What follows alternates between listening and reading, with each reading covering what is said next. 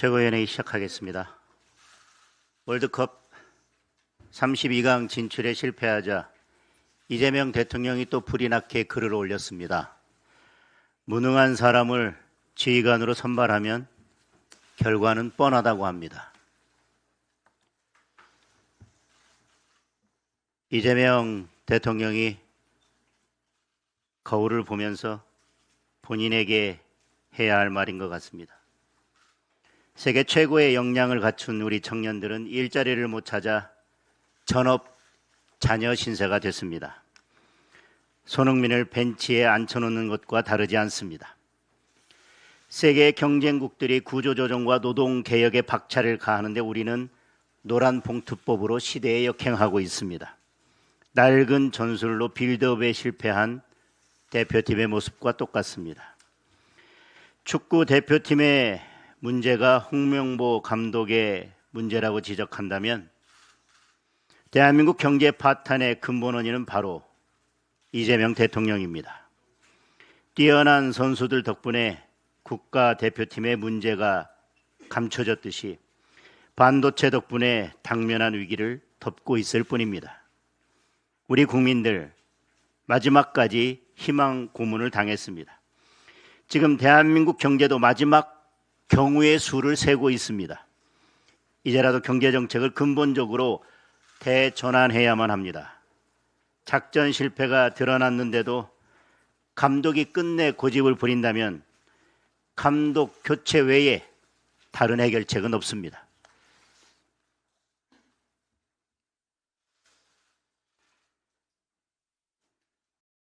어젯밤에도 올림픽 공원에 갔습니다. 한 달이 다 돼가고 있지만 여전히 수많은 청년들과 시민들이 모여서 밤새 참정권 회복을 목 놓아 외치고 있었습니다. 정말 부끄럽고 죄송했습니다. 시민들의 목소리는 분명하고 단호합니다. 하루빨리 특검을 해서 철저하게 문제점을 파헤치고 책임질 자들에게 엄중하게 책임을 물으라는 것입니다. 그 결과에 따라 재선거를 실시하자는 것입니다. 다시는 이런 일이 없도록 선관위와 선거 제도를 개혁하라는 것입니다. 모두 우리 정치가 감당해야 할 일입니다. 그런데 민주당은 또다시 황당한 개헌 카드를 들고 나왔습니다. 왜 그토록 개헌에 집착하는지 속내는 뻔합니다. 아무리 그래봐야 이재명 연임 국민이 용납하지 않습니다. 선관위가 얼마나 오만하고 무능한지 국정조사를 통해 국민들께서 똑똑히 보셨습니다. 출석도 안 하는데 국정조사가 제대로 될 리 없습니다. 수사를 맡고 있는 합수부는 경찰청장도 대행, 검찰총장도 대행에 이제 국가수사본부장까지 대행 체제에 들어갑니다. 이 중요한 수사를 몽땅 대행들에게 맡겨놓을 수 있겠습니까? 게다가 검찰은 해체 직전이고 보안 수사권까지 폐지될 판입니다. 국민 참정권 박탈 사건의 진실이 영원히 묻힐 가능성이 높습니다. 결국 특검밖에 답이 없습니다. 다시 한번 강조하지만 특검 거부는 공범 자백입니다. 법사위 장악해서 진실 규명을 막으려 한다면 더 혹독한 국민의 심판이 기다릴 뿐입니다. 민주당도 필요하면 특검을 하겠다고 했습니다. 필요한 이유는 이미 차고 넘칩니다. 즉각 특검 논의에 응하기 바랍니다. 이재명 대통령이 또 추경을 들고 나왔습니다. AI용 GPU니 서민 지원이니 이런저런 핑계를 대고 있지만 결국 지지율 폭락하니 현금 풀어서 끌어올리겠다는 겁니다. 2분기 환율이 평균 1,500원을 넘어설 판입니다. 1998년 외환 위기 이후 28년 만에 처음입니다. 현재는 1,540원을 넘나들고 있습니다. 우리 돈의 가치가 동남아 국가들보다 못한 세계 꼴찌 수준입니다. 소비자 물가 상승률은 3%를 웃돌고 있습니다. 계란 한 판이 10,000원을 훌쩍 넘어섰고 쌀값, 고기값, 외식 물가까지 모두 천정부지로 치솟았습니다. 정부는 속수무책으로 방관만 하다가 이제 와서 계란 수입한다, 고등어 수입한다 법석입니다. 석유 최고 가격제를 계속 유지하고 공공요금 인상도 억제하겠다고 합니다. 결국 물가도 혈세 들여서 잡겠다는 겁니다. 세금 쓰는 것 말고는 할 줄 아는 것이 없는 정권입니다.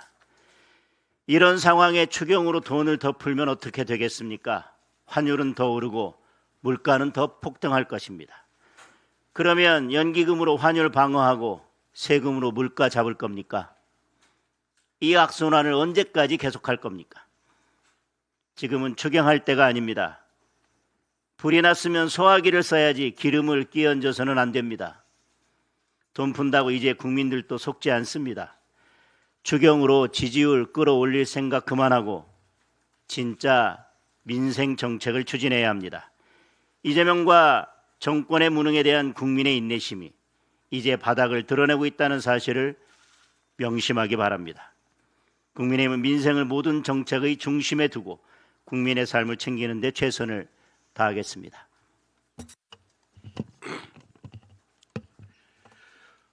어제 이재명 대통령은 SNS를 통하여 대한축구협회에 대해 운영의 투명성, 공정성, 객관성을 위해 엄격한 감시 견제 시스템을 구축해야 한다고 했습니다. 전적으로 동의합니다. 그런데 지금 광주 전남 반도체 클러스터 조성을 둘러싼 논란이 벌어진 이유가 바로 투명성, 공정성, 객관성 때문이라는 것을 알아야 합니다. 우리는 광주 전남에 반도체 공장이 가는 것을 반대하는 것이 아닙니다. 전국의 모든 지역들이 반도체 공장 유치 경쟁을 펼치고 있는 상황에서 기업의 자율적 판단 아래 투명하고 공정하고 객관적인 평가 절차에 따라 입지가 결정된 것인지 묻고 있는 것입니다. 이재명 대통령은 공직자들의 설득 요청에 따라 CEO들이 결단한 것이라고 하면서 직권 남용이나 강요 지시가 아니라 행정 지도라고 말했습니다. 이는 논란의 본질을 흐리는 말장난인가 동시에 공장의 입지가 정부의 간섭과 개입으로 결정된 것임을 자인한 관치 개입 자백 발언입니다. 서로 경쟁하는 두 개의 대기업이 동시에 같은 입지에 대규모 투자 계획을 발표한다는 것 자체가 이 프로젝트는 기업의 자율적 판단보다는 정부의 관치 개입에 따른 억지 결정임을 가리키고 있습니다. 한 말씀 더 드립니다.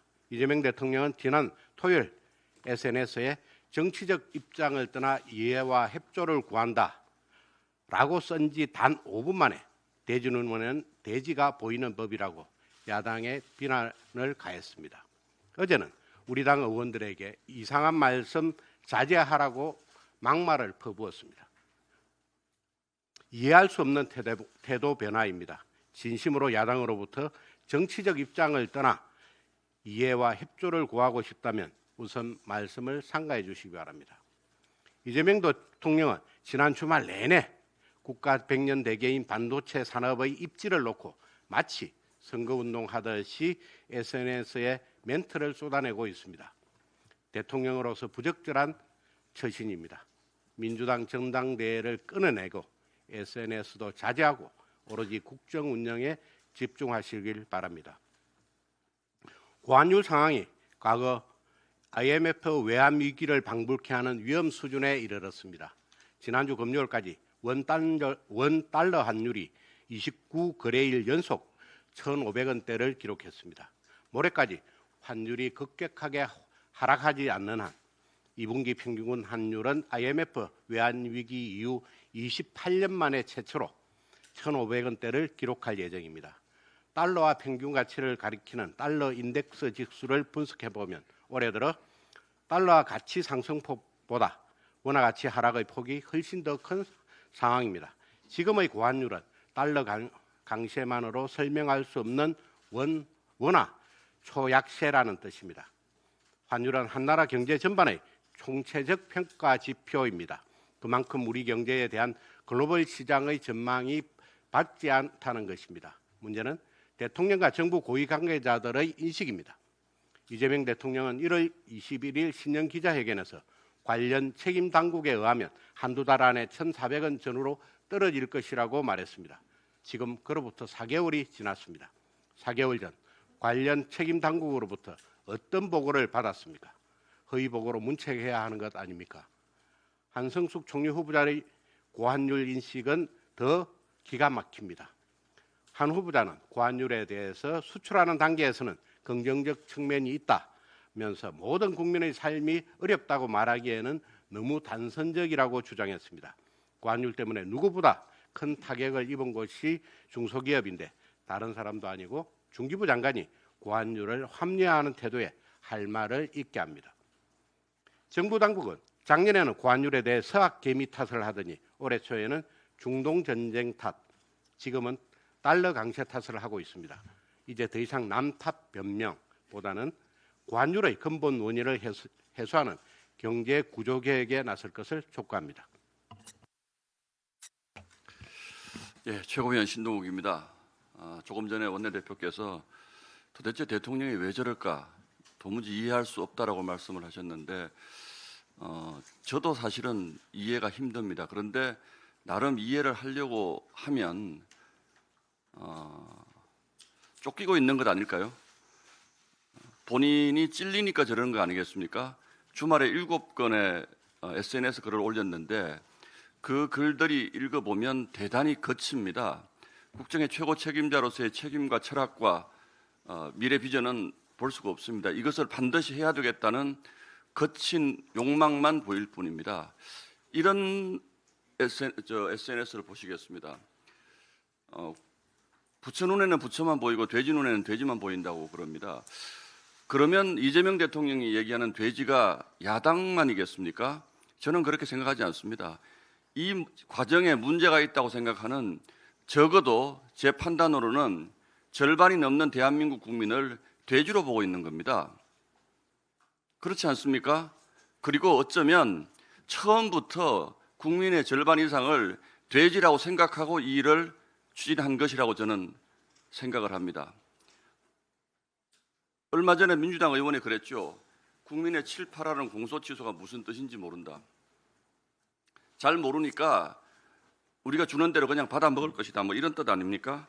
국민들은 광주 전남으로 가는 것을 문제 삼는 게 아닙니다. 이것이 왜 광주 전남으로 가야 하는지, 국가 백년대계와 어떤 관련이 있는 것인지, 그리고 적어도 그런 입지를 결정했다면 기업들이 자발적으로 우리는 어디로 가겠다라는 입지를 결정하는 것이 맞습니다. 그런데 왜 정부가 나서서 이것을 발표합니까? 오늘 아마 발표할 예정인 것으로 알고 있는데 그 숫자가 어마어마할 것이라고요? 특이한 것이 하나 더 있습니다. 김용범 정책실장입니다. 이분은 정책실장이라는 본분을 완전히 잊었습니다. 야당을 계속 언론에 나와서 공격합니다. 직접 나와서 공격합니다. 그것도 지난주에는 김어준의 뉴스공장 대표적인 친여 매체에 나와서 야당을 공격합니다. 가장 대표적인 말이 정치 이념의 프레임으로 이 사안을 보면 안 된다고 얘기합니다. 자, 그럼 정치 이념 빼고 얘기해 봅시다. 광주 전남으로 가야 되는 이유가 뭡니까? 이거 김용범 정책실장 설명할 수 있습니까? 대한민국의 광주 전남이 수천조 반도체 투자의 최적지라는 거 누구 판단으로 그렇게 결정을 하신 겁니까? 저는 지난주에 김용범 정책실장의 즉각 사퇴를 촉구한 바 있습니다.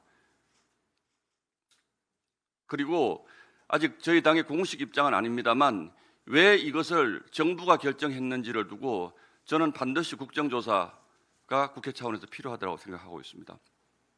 왜 광주 전남이 최적지인지에 대한 하나의 예를 들어 최적지라는 것에 대한 허구에 대한 하나의 예를 들어 보겠습니다. 이재명 대통령이 반도체에 가장 중요한 물 얘기합니다. 물이 가장 중요하다 그러죠. 광주 전남이 충분하다고 얘기합니다. 그런데 4대강 사업에서 영산강 보 만들었던 거 다 기억하실 겁니다. 그런데 문재인 정부가 2021년도에 그거 개방하라 그랬습니다. 개방이 아니라 사실은 해체입니다. 영산강보 해체하라 그랬습니다. 윤석열 정부 때인 2023년에 감사원이 감사해서 이거 잘못됐다 그래서 원상 복구하라 그랬습니다. 그랬더니 이재명 대통령이 대선 치르면서 원상 복구하라는 감사원의 지시를 다시 원상 복구하라 하겠다. 즉 다시 말해서 영산강보는 문재인 정부 당시에 결정했던 것처럼 해체하겠다는 것을 공약으로 내걸었습니다. 물 없습니다. 광주 전남에 물 부족하다는 것은 여러 보고서에 나와 있습니다. 그러면서 영산강보는 또 해체한다고 그럽니다. 그런데 무슨 물로 광주 전남에 물이 충분하다고 얘기하는 건지 이재명 대통령 아무 근거가 없습니다. 그러면서 광주 전남으로 가는 것을 정치 이념 빼고 얘기하자고 그럽니다. 저 이건 나중에 다 감옥 가야 될 일이라고 생각합니다. 제가 주말 중에 기업 관계자들, 제가 알고 있는 기업 관계자들 몇 분하고 통화를 해봤는데 명확하게 얘기는 하지 않습니다만 아유, 우리가 하고 싶어서 하겠어? 라는 뉘앙스가 역력했습니다. 그게 상식 아니겠습니까? 저는 그래서 이 문제를 김용범 정책실장이 말한 것처럼 이념, 지역 갈등 부분 빼고 왜 광주 전남으로 수천조 원의 대한민국 미래 100년대계 반도체 사업이 가야 되는지 지금부터 국민과 함께 다시 따져나가는 것이 맞다라고 생각을 합니다. 이상입니다.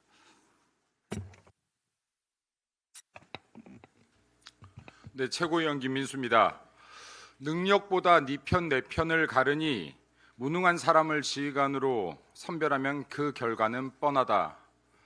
이번 월드컵 결과를 보고 던졌던 이재명의 말입니다. 자기 반성문을 보는 줄 알았습니다. 이재명 정권의 인사 두말할 나위 없겠습니다마는 하나만 짚고 넘어가겠습니다. 국군 통수권자가 군대에 대한 이해가 없다면 국방부 장관이라도 군대에 대한, 국방에 대한 이해가 있는 사람 앉혀야 되지 않겠습니까? 국군 통수권자도 국방부 장관도 군에 대한 이해, 국방에 대한 이해가 없으니 군대 내 군대 소속으로 간첩 잡는, 그리고 군사기밀 등을 방어하는 방첩사를 해체하겠다. 국방의 일부를 민간 경비업체에 위탁하겠다라는 발상을 하고 있는 것 아닙니까? 6월 호국의 달입니다.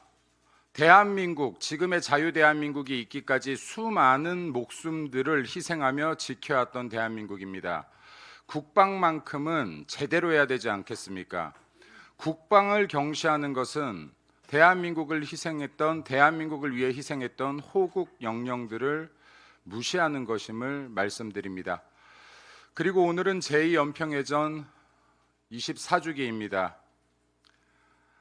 월드컵의 환호가 뜨겁던 날 대한민국 서해바다를, 대한민국을 지키기 위해 희생하셨던 분들이 있습니다. 윤영아 소령, 그리고 한상국 상사, 조천영 중사, 황도현 중사, 서우원 중사, 박동영 병장님의 희생을 기억합니다. 끝으로 국민 여러분들께 영화 한 편을 추천드리고자 합니다. 많은 분들이 보셨겠지만 혹시라도 아직 못 보신 분들이 있다면 오늘 연평해전을 다시 한번 봐주시기 바랍니다. 대한민국, 우리가 누리는 자유가 결코 공짜가 아니라 누군가의 희생으로 대한민국을 지켜주시는 수많은 분들의 피와 땀으로 우리의 일상 하루하루가 지켜진다는 것, 우리가 함께 느낄 수 있는 날이 되면 좋겠습니다. 이상입니다.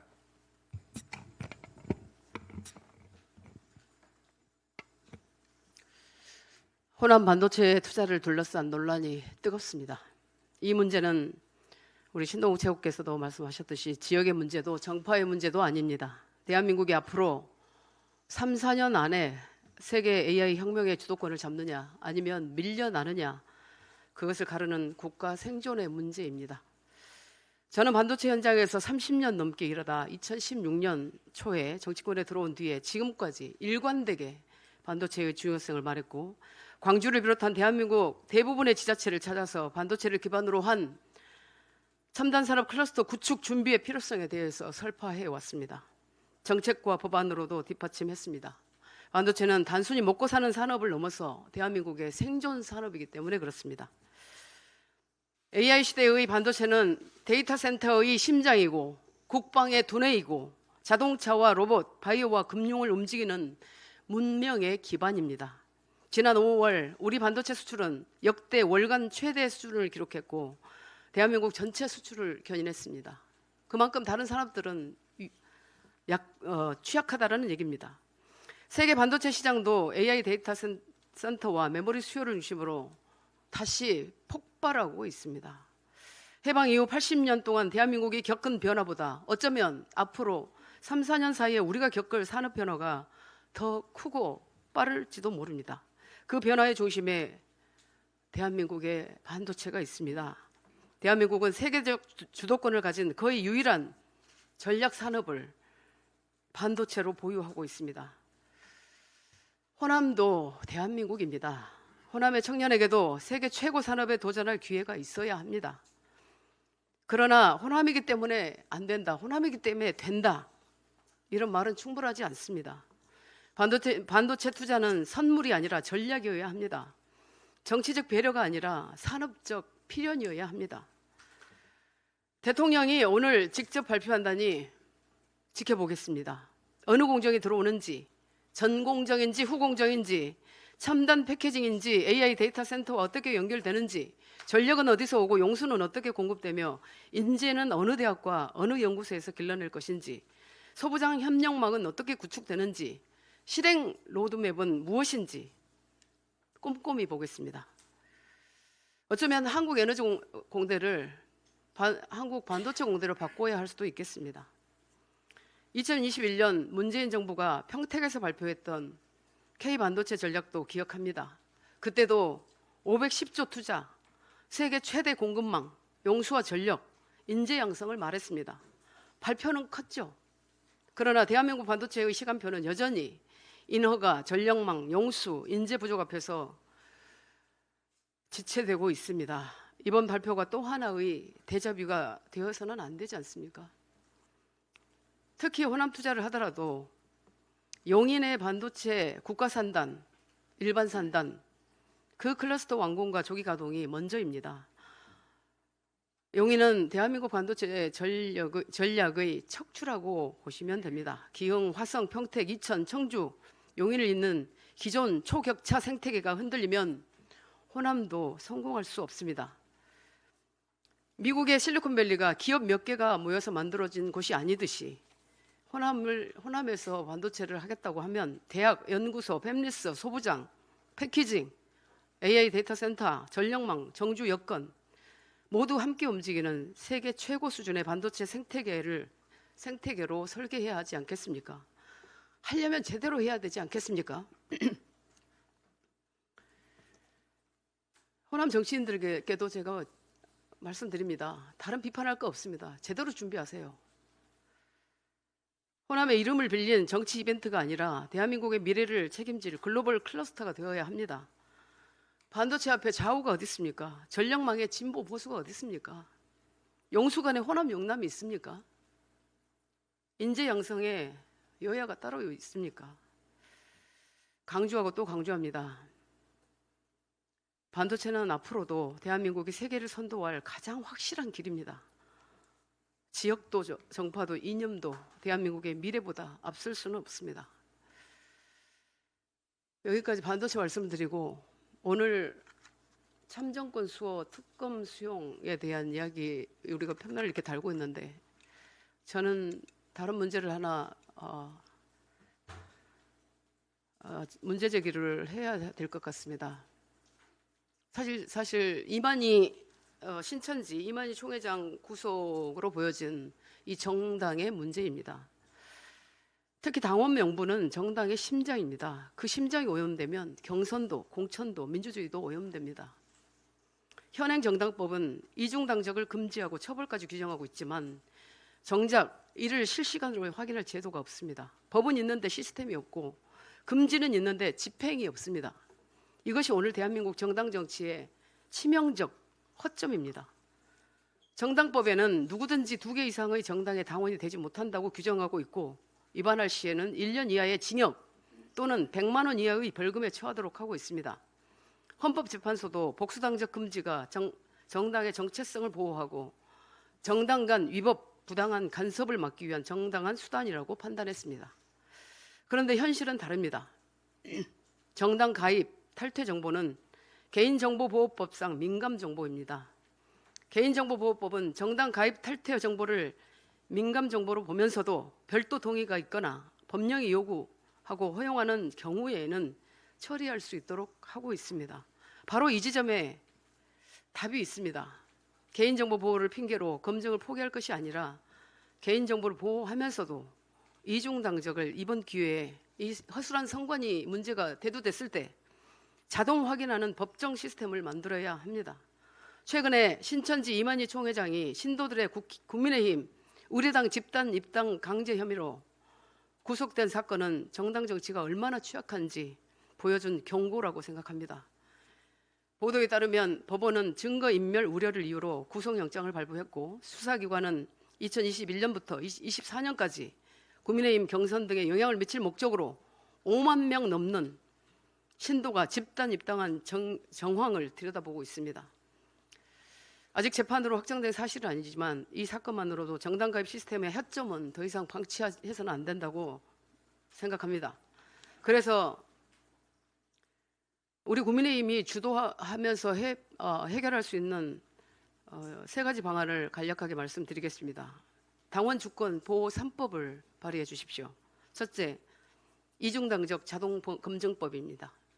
자세한 내용은 길기 때문에 SNS에 올리겠습니다. 두 번째, 원스톱 탈당 정리제도입니다. 이중당적 의심자가 나오면 무조건 처벌부터 할 것이 아니라 먼저 정리할 기회를 줘야 합니다. 세 번째가 선거 전에 당원 명부 특별감사제를 법안으로 넣을 것을 제안합니다. 선거 때마다 당원 모집이 폭증하고 대리 접수, 허위 주소 강제, 가입, 이중당적 문제가 반복되고 있습니다. 실제로 지방선거를 앞두고 권리당원 확보 경쟁이 과열되면서 이중당적 가능성과 확인 곤란 문제가 제기된 사례가 있습니다. 따라서 대통령 선거, 국회의원 선거, 지방선거, 당대표 선거, 공천 경선 전에는 당원 명부 특별검증기관을 법으로 의무화해야 합니다. 저는 우리 국민의힘이 먼저 해야 할 일에 대해서 마지막으로 말씀드리겠습니다. 방어적으로 대응할 일이 아닙니다. 우리 당부터 검증받겠다. 모든 정당이 같은 기준으로 검증받자. 당원 주권을 지키는 제도 개혁을 국민의힘이 시작하겠다라고 함께 말씀해 주시길 바랍니다. 이상입니다. 저는 오늘 대한민국 반도체 산업을 진심으로 걱정하는 마음으로 말씀드리겠습니다. 엊그제 김장호 경북 구미시장이 대한민국 반도체 산업 경쟁력과 국가 균형 발전을 동시에 실천할 수 있는 최적의 입지가 경북 구미라고 선언하면서 구미 5국가 산단 2단계 82만 평 전체를 평당 1,000원에 공급하겠다고 밝혔습니다. 다이소 물건값보다 싼 가격입니다. 구미 5공단의 실제 평당 분양가는 148만 원입니다. 82만 평 기준으로 기업이 받는 혜택은 1조 2천억 원. 구미시는 지방채를 발행하고 세수를 투입해서라도 재원을 마련해서 반도체 기업 유치에 나서겠다고 했습니다. 구미시장이 왜 이런 파격적인 제안을 했겠습니까? 정부가 인프라도 제대로 갖춰지지 않은 광주 전남에 정치적으로 반도체를 밀어붙이고 반도체 특구인 구미는 이제 뒷전으로 물러나게 되었기 때문입니다. 팩트부터 한번 확인하겠습니다. 먼저 물입니다. 영산강, 섬진강의 연간 수자원 총량은 114억 입방미터, 한강의 절반도 되지 않습니다. 섬진강댐, 주암댐, 지금 이 순간 이미 수자원 계약률 100%입니다. 정부가 스스로 수립한 영산강, 섬진강 하천유역수 관리 계획에는 이렇게 써져 있습니다. 장래 용수 부족이 심각하게 예상된다. 물론 반도체 시설 계획 이전의 내용입니다. 2022년, 2023년 극심한 가뭄이 실제로 왔을 때 환경부는 비상조치를 했습니다. 당시 하천 유지용수 감량, 농업용수 감량, 비상연계 관로 설치, 발전 중단, 이것이 바로 영산강, 섬진강에서 정부가 경험했던 일입니다. 그런데 이곳에 반도체 팹 4기를 짓겠다고 합니다. 전공정 팹 4기만 가동해도 하루에 80만에서 120만 톤의 용수가 필요합니다.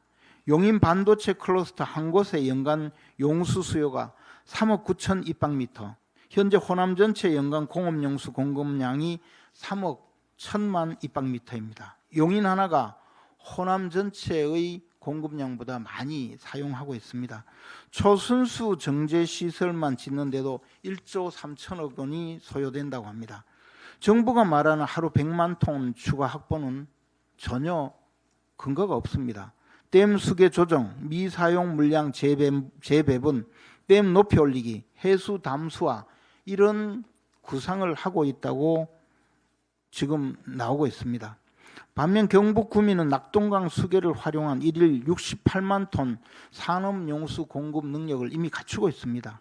10년 전부터 하수를 공업용수로 재이용하는 시스템도 완비되고 있습니다. 추가로 용수가 필요하면 수 킬로미터 떨어진 낙동강에서 양수기로 퍼올리면 됩니다. 댐 증고도 해수 담수화도 농민의 물을 빼앗는 일도 없습니다. 지금 당장 쓸 수 있는 물이 무제한 있습니다. 다음 전력입니다. 정부와 민주당이 말합니다. 전남은 재생에너지가 풍부하다. 알리100도 맞출 수 있다. 숫자만 보면 이렇습니다. 전남 전력 자립도 215%, 재생에너지 전국 1위. 그런데 그 절반이 태양광입니다.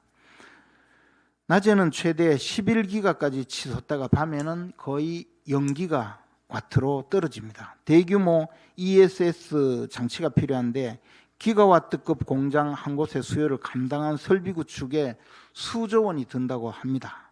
화재 등 안전성 위험도 매우 큽니다.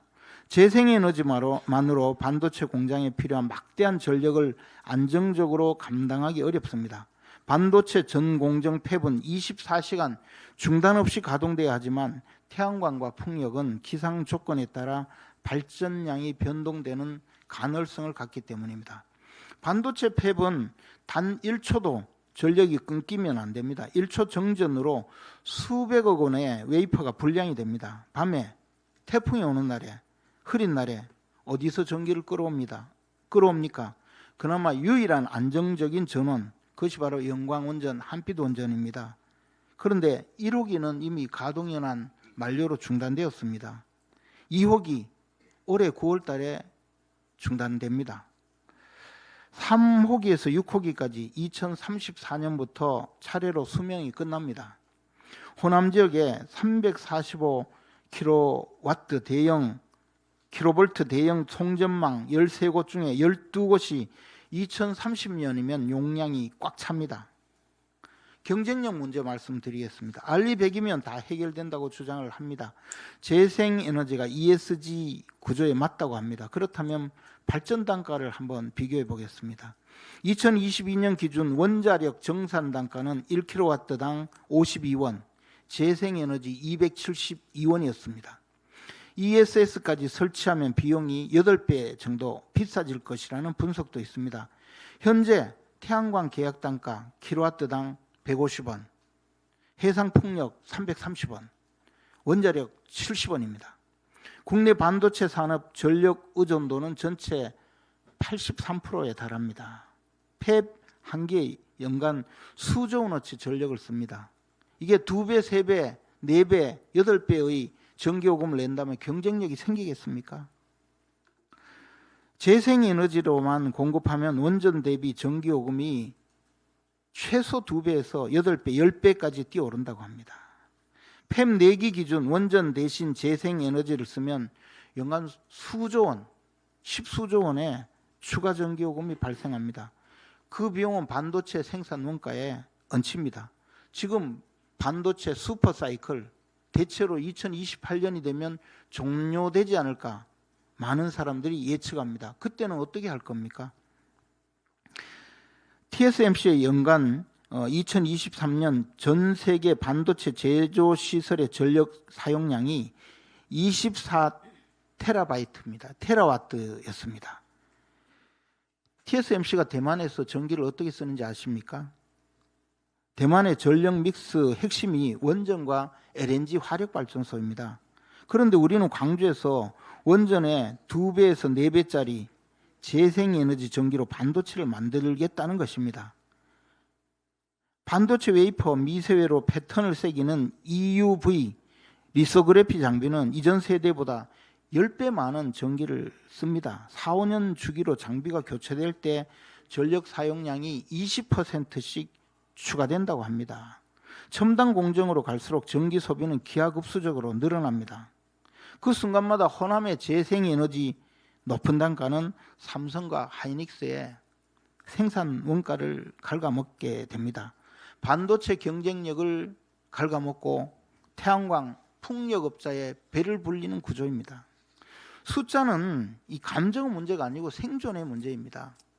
반면에 구미의 전력 자립도는 전국 1위 228%입니다. 안정적인 산업 전력망이 이미 수십 년간 운영이 되고 있습니다. 알리백도 구미에서 녹색 프리미엄, PPA, 전력 구매 계약, REC 재생에너지 인증서로 이미 다 구비하고 있습니다.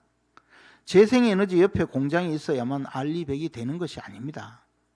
구미에는 SK실트론, LG이노텍을 비롯한 309개 반도체 연관 소부장 기업이 집적되어 있습니다. 전력 자립도 전국 1위 소부장 기업, 낙동강 수계 1일 68만 톤 산업용수 공급 능력, 그리고 무제한 공업용수가 곁에 있습니다.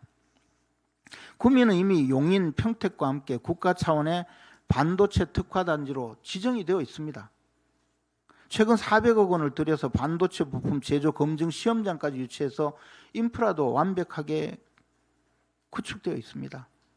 반도체는 공장 하나만 덩그러니 세워서는 안 됩니다. 소재 부품, 장비, 인력, 물류, 협력사, 생태계가 모두 구비가 되어야 하는 것입니다. 광주 전남에는 지금 아무것도 없습니다. 그런데 밀어붙이겠다고 하니까 이런 답답한 마음을 이야기하고 있는 것입니다. 대통령이 SNS에 씁니다. 물은 충분하다. 장관이 SNS에 100만 통 확보 가능하다. 정책실장이 SNS에 초순수와 전력 다 갖출 수 있다. 이렇게 씁니다. 그런데 국민들이 믿을 수가 있습니까? 그러니까 이게 정치적으로 지금 당권 투쟁을 하고 있는 정청래 대표를 밀어내기 위해서, 호남 민심을 얻기 위해서 이런 발표를 하는 것 아닌가, 그런 생각을 하는 것 아닙니까? 기업인 팔비트로 공장 유치하고 정청래 대표 목비트로 쫓아내고 그렇게 해서 되겠습니까? 정청래 잡으려다가 반도체 잡으면 이게 무슨 꼴이 되겠습니까? 저는 이런 걱정에서 이 말씀 드리는데, 이걸 또 지역 감정이라고 이야기하는 바보 같은 사람들이 있습니다. 정말 우리 국민들 이번에는 눈을 부릅뜨고 이 반도체 호남이전 정말 지켜보고, 정말 우리가 정말 이런 정치를 해야 되겠습니까? 말씀 마치겠습니다. 네, 청년 최고위원 우재준입니다. 저도 먼저 반도체 관련해서 간단하게 말씀을 좀 드리겠습니다. 경북의 구미는 전통적인 전자산업의 강세 지역입니다. 반도체 산업단지가 있고 반도체 소부장 기업들이 집적되어 있습니다. 구미시장께서 국가 5호 산단을 지금 부지를 1,000원에 분양하겠다고 이야기를 했습니다. 이미 산단 부지는 다 조성이 되어 있습니다. 전력과 용수는 풍부하고요. 경북대, 영남대, 금호공대의 반도체 학과 인재들도 매우 풍부합니다. 반대로 호남 같은 경우는 전력도 신재생 전력의 간헐적인 전력을 중심이고 용수도 가뭄이 잦습니다. 그리고 부지도 지금 군공항 부지에 반도체를 유치하겠다고 하는데 이 군공항 언제 나갈지도 모릅니다. 그러면 여기에 언제 반도체 공장을 만들 수 있을지도 알 수 없는 상황입니다. 그런데 이런 상황 속에서 과연 호남 반도체 결정이라는 게 과연 진짜 정치적 외압 없이 결정됐다고 누가 믿겠습니까? 이재명 대통령은 틈만 나면 회사의 주인이 주주라고 하면서 왜 본인이 주인 행사를 하는지 모르겠습니다. 저도 균형 발전 너무나도 동의하고 호남이 발전되어야 한다고 생각합니다. 그렇다면 국가는 인프라를 개선하고 인센티브를 제공해야 됩니다. 전력과 용수와 또는 전력요금 차등제 같은 걸 시행해서 정말 그곳에 투자하는 게 유리한 상황을 조성하는 거지, 나머지 부분에 있어서는 기업이 스스로 결정해야 합니다. 그래야지만 제대로 된 투자가 되고 제대로 된 발전이 될 수 있다는 점 말씀드립니다. 재징계 문제가 언급이 나왔기 때문에 당내 문제에 대해서도 조금 말씀을 드리겠습니다. 저는 우리 지도부가 지난 지도부가 탄핵 이후에 무너짐으로 인해서 들어온 보궐선거의 의미가 강한 지도부라고 해석하고 있습니다. 그렇기 때문에 원래는 잔여 임기를 채우는 게 맞고, 그렇다면 본디 역할은 이번 지방선거까지여야 합니다. 다만 그럼에도 불구하고 비대위가 중간에 있으면서 이런 부분에 잔여 임기가 아닌 2년의 임기를 보장을 받게 됐는데, 이는 당헌 당규상 조금 개정이 필요한 부분이 아닌가라는 생각이 듭니다. 민주당 정청래 지도부가 우리 지도부와 비슷한 시기에 들어왔습니다. 그럼에도 불구하고 지금 이제 전당대회를 하겠다고 하고 있습니다. 이게 외부에서 볼 때는 다툼이자 갈등으로 보이지만 그렇지 않고 실제로는 지선을 마무리하고 이제 총선 준비 단계로 들어가는 겁니다. 이건 그렇고, 실제로 전당대회가 끝나고 민주당 이제 리더십이 바로 서면 아마 단결될 것이고 아마 지지율도 더 오를 것입니다. 그렇다면 우리도 총선 준비를 할 지도부를 이제 세워나가야 됩니다. 내부 불만에 대해서 너무 그냥 무시만 할 게 아니라 전당대회를 통해서 평가를 하고, 그리고 그 지도부에 대해서 권위를 인정하고 앞으로 총선 준비를 해나가야 합니다. 다만 선관위 사태가 중하다는 점에 대해서는 제가 너무나 동의하기 때문에, 다만 선관위 사태가 지나고 나서 그러면 그때 전당대회를 하자, 그때 지도부의 거취에 대해서 논의하자고 저는 이야기를 했습니다. 저는 이런 부분이 충분히 합당한 문제 제기라고 생각하고 지도부는 여기에 대해서 답을 해줘야 되는 문제라고 생각합니다. 만약에 우리가 임기를 내년까지 채우겠다면 총선 준비를 하지 않고 내년까지 채웠을 때 뭐가 더 유리한지, 이거에 대해서 저는 충분히 이야기를 해줘야 되는 문제라고 생각합니다. 그럼에도 불구하고 돌아온 답변은 기강을 세우겠다, 징계를 하겠다, 넌 얼마나 싸웠냐, 너 비판할 자격이 있냐, 이런 답변이 돌아왔습니다. 저는 자격이 있다고 생각합니다. 왜냐하면 저는 당내 우리 지도부에서 가장 화합을 위해서 노력한 사람이라고 자부하기 때문입니다. 제가 전당대회에 당선되고 나서 바로 한 게 우리 경쟁했던 후보들과 화합하는 거였습니다. 그 다음에 선대 청년 최고위원들 만나서 제가 많이 배우겠다고, 더 모시겠다고 했습니다. 당연히 장해찬 최고 있었고 제가 조금 더 잘 모시려고 노력했습니다. 저는 제가 비판하는 사람들, 우리 당원들, 그리고 그런 사람들이 많은 집회들 한 번도 피하지 않았습니다. 심지어 그런 분들 저한테 전화도 많이 오시고 문자도 많이 오시는데 저는 답장도 다 합니다. 저는 우리 당을 함께 하기 위해서 누구보다도 우리 지도부에서 노력했다고 생각합니다. 우리 지도부 중에서 과연 자기를 비판하는 당원들에 대해서 그만큼 정말 설득하고 대화하려고 노력한 사람 있는지 의문입니다. 저는 그렇기 때문에 우리 지도부에 또 지금도 비판하는 당원들에게, 그리고 그중에 합당한 질문들에 대해서는 답변을 해달라고 저는 요구할 자격이 있다고 생각합니다. 우리 지도부가 원팀을 말하면서 저는 기억나는 건 징계밖에 없습니다. 또 당직자들 통해서 당내 조롱이나 하는 그런 것들밖에 기억나지 않습니다. 아마 제 다음번 순서에서 또 발언을 하실 최고위원분은 또 저에게 가진 모욕을 할 수도 있습니다. 저는 우리 지도부가 지금 원팀을 이끌 수 있는 상황인지 의문입니다. 저뿐만 아니라 김재섭, 김용태 의원도 징계 대상에 해당한다라고 이렇게 이야기가 나오고 있습니다. 저는 김재섭 의원은 이번 지방선거, 서울시장 선거에서 가장 큰 공을 세운 사람이라고 생각합니다. 김용태 의원, 지난 대선에서 정말 우리 당을 잘 이끌었던 정말 멋진 청년 정치인이라고 생각합니다. 그런 기여는 보이지 않고 그냥 우리 지도부를 비판하고 있다고, 그냥 이 사람들이 뒤에서 숨어서 해당이 하는 사람이라고 보인다면 이건 이미 균형 잡힌 시야가 아닙니다. 당내 구성원들이 다 적으로 보이면 저는 리더를 그만해야 될 때라고 생각합니다. 저는 개인적으로 장 대표님 좋아합니다. 예전부터 응원도 많이 했고 예전에 인사청문회 할 때는 같이 싸우기도 했습니다. 나중에 잘 됐으면, 정말 앞으로 잘 되셨으면 좋겠다라는 생각도 하고 있습니다. 선관위 사태에 기여하는 것도, 정말 열심히 하시는 것도 저는 응원도 하고 있습니다. 하지만 이제 그만해야 됩니다. 이제 우리 당이 정말 원팀을 가기 위해서라도 장 대표님 내려오셔야 합니다. 이상입니다. 이게 정치인의 언어는 절제와 품격이 있어야 합니다. 그리고 아전인수적인 생각과 판단, 그리고 표현은 정치인 스스로의 품격을 떨어뜨리고 정치에 대한 신뢰를 깎아내는 것이라고 생각을 합니다. 10년을 잃어버렸습니다. 계속 지금처럼 정신을 못 차리면 앞으로도 우리 당은 10년을 더 잃어버릴 것입니다. 2017년 대통령 탄핵 이후 2018년 지방선거는 출마자들의 무덤이 되었고 2020년 총선 또한 초라한 성적표를 받아야 했습니다. 2022년 대선과 지선에서 아슬아슬하게 회생했지만 2024년 총선은 경악스러운 최악의 패배를 겪어야 했습니다. 또 한 번의 탄핵 이후 치른 2025년 대선은 허무하게 무너져야 했습니다.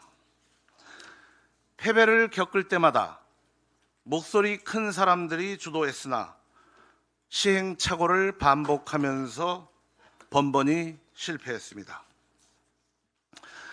그 과정에서 당의 간판은 무려 28번이나 교체되었고 2년 임기를 다 채운 당대표는 단 한 명도 없었습니다. 선거에서 패배할 때마다 현장에서 고개 숙이고 손가락질을 감내한 것은 우리 평당원들이었습니다. 이 잃어버린 10년 누가 주도하고 망쳐왔습니까? 묵묵히 자리를 지키고 변함없는 사랑을 주신 당원들이 했을까요? 이 처절한 위기와 뼈아픈 질문 앞에서 현재의 우리와 비슷한 미국 공화당의 암흑기를 떠올리게 됩니다. 1972년 닉슨 대통령의 재선 캠프가 민주당 전국위원회 사무실에 침입해 도청을 시도하게 됩니다.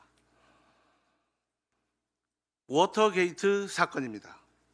이 사건은 공화당을 회생불능의 늪으로 밀어넣게 됩니다. 하지만 공화당은 깊은 패배 속에서도 무기력하게 주저앉지 않았습니다. 1994년 당시 공화당 하원 대표였던 뉴트 깅리치 의원의 주도 아래 미국과의 계약이라는 선명한 대안이 제시됩니다. 당시 그는 당을 쥐락펴락하던 절대 강자가 아니었습니다. 긴 세월 만년 야당에 안주하며 적당한 타협에 길들여진 공화당 내 기득권 지도부에 정면으로 반기를 들었던 비주류 아웃사이더였습니다. 이 선명한 비전에 호응하여 그것을 진짜 현실로 만들어낸 힘은 의회를 주도하던 정치인들이 아니었습니다. 이름 없는 평당원들이었습니다. 당시 공화당 당원들은 기득권 주류 언론의 프레임에 매몰되지 않았습니다. 대한 매체인 보수 라디오 토크쇼를 청취하며 정치적 철학과 논리를 스스로 무장하였습니다. 주말이면 교회를 중심으로 가치를 공유하고 이웃집 거실에 3355 모여 지역 사회의 밑바닥 표심을 직접 조직하는 풀뿌리 보수 운동을 들불처럼 번지게 했습니다. 정당에 의해 동원되는 수동적인 관객에 불과했던 당원들이 스스로 투사가 되고 주체가 되어 단일 대오로 뭉친 결과는 압도적이었습니다.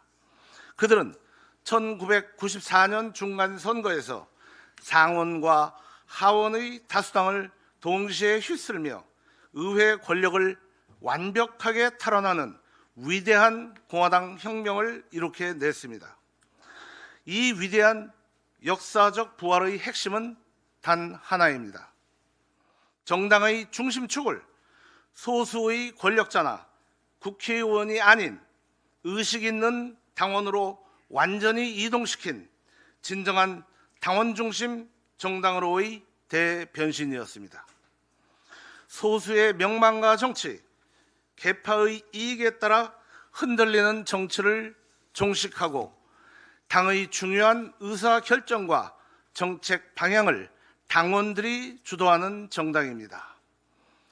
계파 패권주의 정치인들의 소모적인 시비에 좌우되는 정당이 아니라 오직 민심과 당신만을 두려워하는 단단한 정당으로의 체질 개선입니다. 미국 공화당의 평당원들이 앞장서서 그들의 거실과 거리에서 조직하며 암흑기를 끊어냈던 것처럼 확고한 철학으로 무장한 우리의 당원들이 국민의힘의 주인이 될 것인지 그 선택의 기로가 지금 우리 앞에 놓여 있다고 생각합니다. 뼈를 깎는 노력으로 변화를 이루어내면 위기는 위대한 기회가 될 것이고 파편화된 뜻을 하나로 모은다면 끝내 승리할 수 있을 것입니다. 소모적인 권력 투쟁으로 얼룩진 정치 현실 속에서 책임과 의무를 같이 하는 당원들과 단합하여 이 시대의 가장 단단하고 신뢰받는 대안으로 당당히 서는 정당, 당원들과 같이 만들어야 합니다. 국민의 힘이 진정한 국민의 힘이 될 수 있도록 노력해야 합니다. 이상입니다. 한마디만 더 하겠습니다. 제가 이거 끝나고 나서 한마디 더 하겠습니다. 사실 개인적으로 참 싫어합니다. 근데 이 한마디를 안 하면 일방적인 발언들이 언론에 나가기 때문에 한마디 부득이 더 하는 겁니다. 우재준 최고 이 공개석상에서 국민들 다 보는데 우리 당의 당원들이 뽑은 당대표님을 공개 모욕하는 것 빼고 한 일이 특별히 기억나지 않습니다. 청년 최고 지금 청년들의 목소리 뭘 들었습니까? 청년 최고의 자리는 본인과 다른 생각을 가진 당원들을 설득하는 자리가 아니라 청년 당원들이 무슨 생각을 하는지 들어야 되는 자리 아닙니까? 오늘 비공개 최고위원 회의 나오셨습니까? 내가 이거 지방선거 끝나고 비공개 최고위원 회의 나오는 꼴을 한 번도 못 봤는데 자기 할 일을 뭘 했다는 겁니까? 여기 지금 공개석상에서 할 얘기, 안 할 얘기 구분을 하고 지금 몇 번을 얘기하는데, 그리고 본인들 그렇게 책임감 강하다고 사퇴 얘기했으면 사퇴하세요. 이상입니다.